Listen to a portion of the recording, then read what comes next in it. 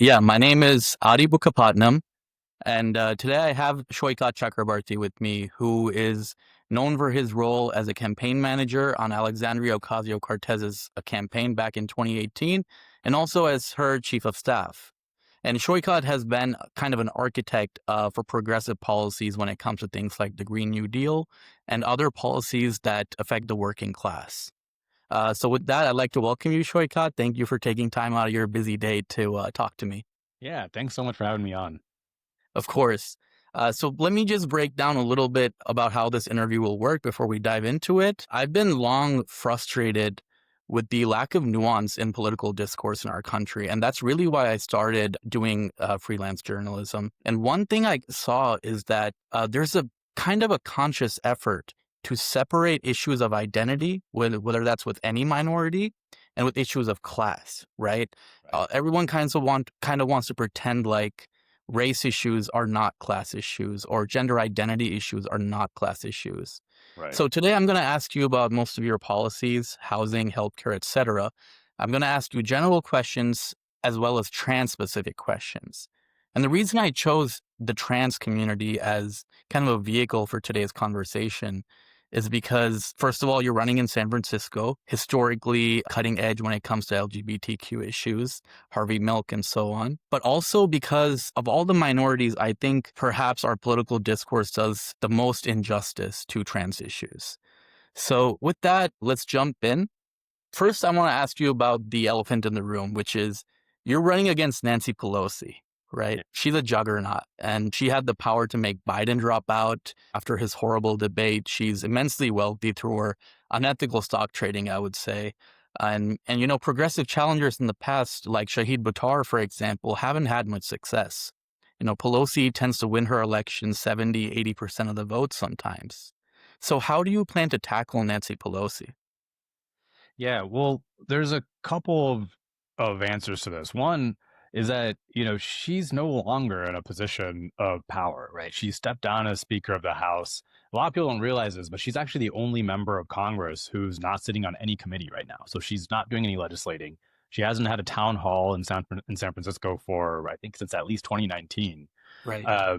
But beyond that, I ran all these races in 2018, right? Which was a similar political moment. Trump had just won.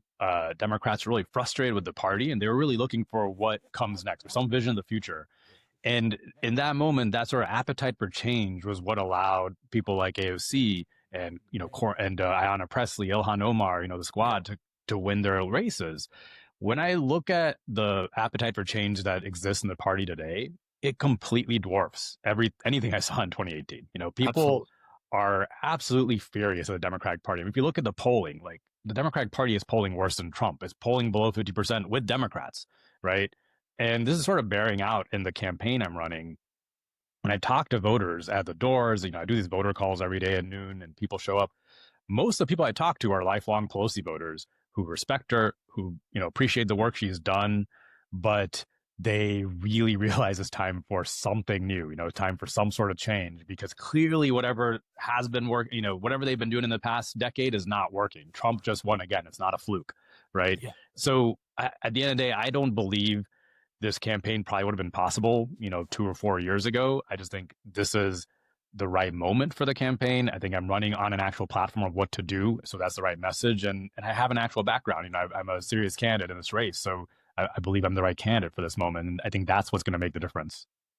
That's a great answer. And I think you're right. The iron is hot, so to speak. Progressives are kind of having a moment even more so than in 2016. So let me move on to a slightly related question, which is not only about Nancy Pelosi, but Democrats that are similar to her from the establishment. Let's call them corporate Democrats for now. Something that they engage in a lot is performative rhetoric, right? Right. They fail to deliver on promises. And especially when it comes to issues of minorities, we see this pattern of corporate Democrats playing this identity politics game. Like I said, separating the issues of identity from class. Right. So let me give you a couple of examples and have your thoughts on those. So Pelosi, we know she loves to talk about women's rights, human rights, civil liberties, but she's actively furthering a genocide in Gaza right now. right? She is, when Bernie introduced a resolution to prevent the weapons sale to Israel, she didn't even participate. And when we had the Israel Security Supplemental Appropriations Act and the Israel Security Assistance Support Act, both which would give more money and weapons to Israel, she voted yes on both of those. And just for context, Nancy Pelosi has taken over $600,000 from the pro-Israeli lobby. So I just want to hear, what are your thoughts about Gaza and Nancy Pelosi's support for it?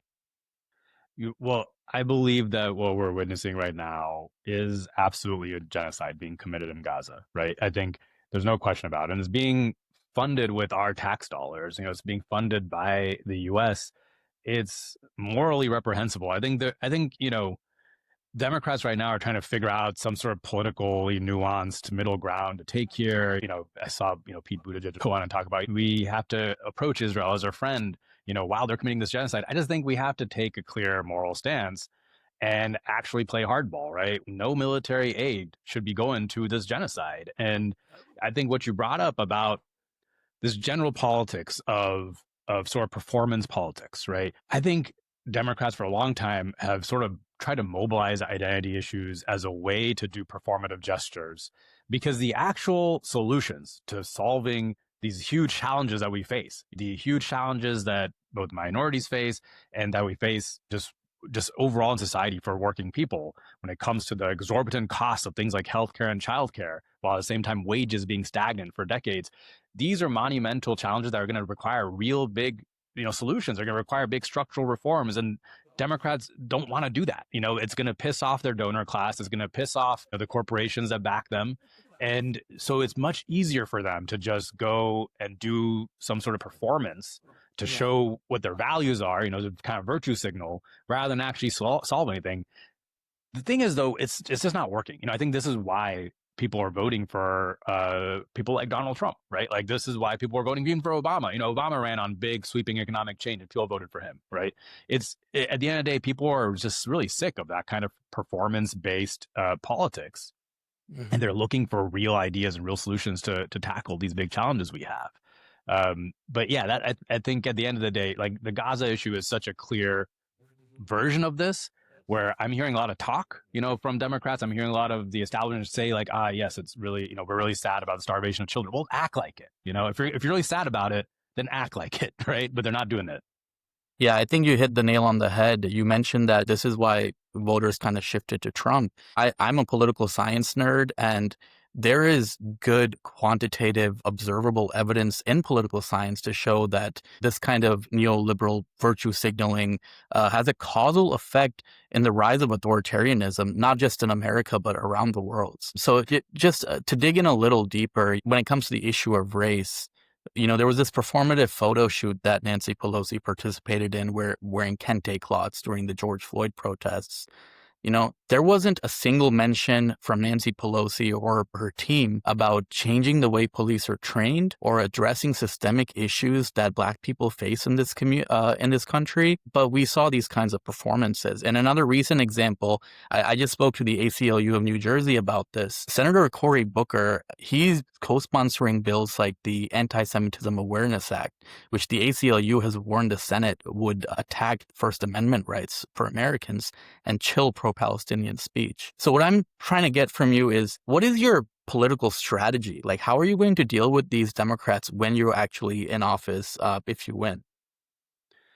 I think we're at a moment right now where there's actually appetite for a wholesale change of the Democratic Party, and I don't think it's just like an opportunity. I think it has to happen. So what I mean by that is, we need to recruit people. This is something I'm trying to do with my campaign. We need to recruit people to run against Democrats all over the country, and we need to create a political atmosphere where just performative acts and non-action is no longer politically viable. And I really think that's possible. I think we just saw Donald Trump completely transform the Republican Party. I think he's governing as a typical kind of corporate Republican who's as corrupt as anybody has ever been in U.S. history. But he kind of campaigned as this to try to make the Republican Party a working class party, and he actually got these toxic ideas to the Republican Party, like tariffs, to be real. And he created a political environment where the entire Republican Party is having to go along with that, even though they really disagree. So that's the kind of political shift we have to do on the Democratic side. I don't think it should happen with a single individual and a cult of personality the way Donald Trump did it, but I do think we could recruit a movement of, say, dozens or hundreds of people running for office and someone running for president, and create a movement that actually wants to solve these problems. And in that context, it'll be politically toxic to just do performative politics and not actually be a part of trying to solve this stuff. I think it'll get you kicked out of office. Hey there, if you liked that video, then subscribe to my channel, click on the link in my bio to follow me on Instagram, X, and more.